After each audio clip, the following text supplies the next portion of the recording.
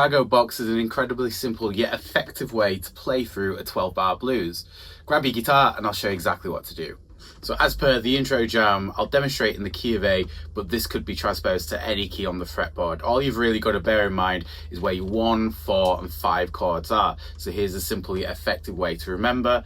On the 5th fret of the E string, that's your 1 chord, so in the key of A it's an A. Then simply move that down 1 string, so you're now on 5 of A. That's your 4 chord, which is a D. Then move that up 2 more frets, so you're now on 7 of A. That is now your 5 chord, which is an E7. To dial into the Chicago box, we're simply going to take a couple of notes from the minor pentatonic box. Over the A chord, we're going to go root, root, octave, octave, so that's 7 of D, flat 7, that's 5 of D, and then perfect 5th, so your dominant, which is the 7 of A.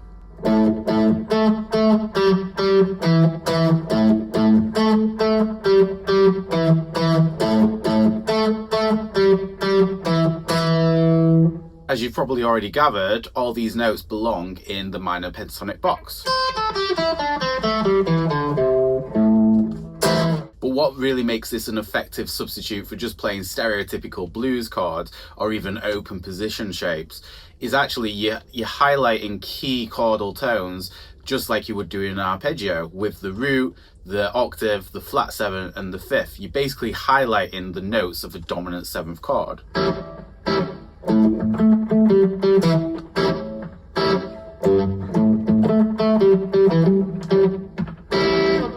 Now you've practiced that and got it under your fingertips, all you have to do is move it to them 3 positions on your fretboard that I showed you. Let's just do this together on the count of 4. I'll move through the different chord changes so you can watch and maybe play along with me. I'll call it out as we go. So starting on the A chord, 1, 2, 3, 4.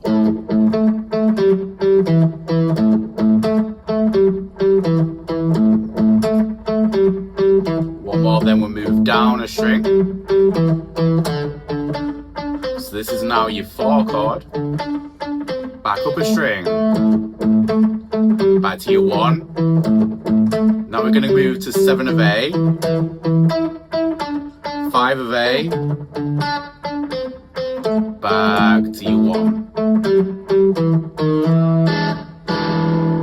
So now you've got the Chicago box, you kind of know the theory behind it, and you've been able to move it around your 3 main chords in a 12-bar blues. The sky really is the limit, so there's a million and one ways you could add variation. If you go back to the intro jam, you'll notice that I am adding variation here and there. A couple of go-to tips are a slide into your root note, for example, a 1, 2, 3, 4.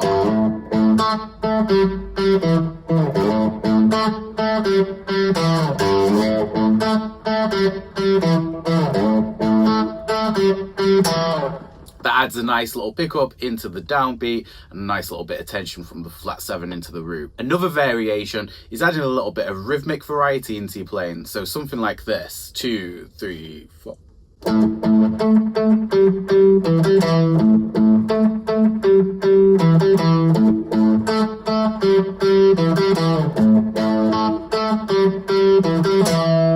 So in other words, you don't necessarily need to play all those chordal tones in the order I showed you. You can move them around.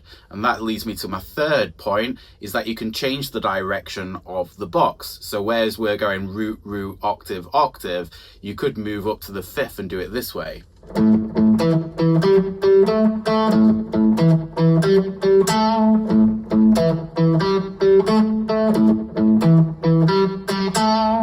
And I'm sure as you're playing through that and hearing it, you can hear sort of Buddy Guy influences, SRV, something that you'll have probably heard a lot without even realizing it. And finally, for a variation, if all of that's kind of clicking into place for you, another sort of progression from there is double stops from the minor pentatonic box.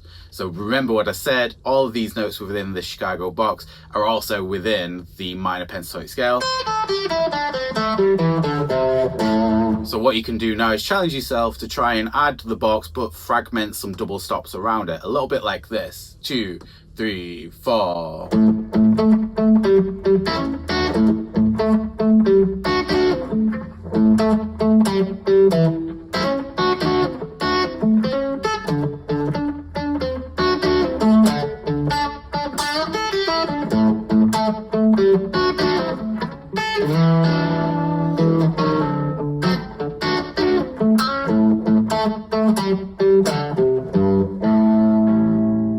the next time you're jamming over a 12 bar blues, try out the Chicago box, and please let me know in the comment section below how you got on with it. To really test yourself some more, try playing around in different keys and see how quickly you can transpose that progression we did in the key of A to maybe B flat, C, you name it. So as always guys, thank you so much for joining me. It would be greatly appreciated if you could hit that subscribe button and the like button, and hopefully we can get this video out to more and more people. So until next time, I'll catch you on the next one.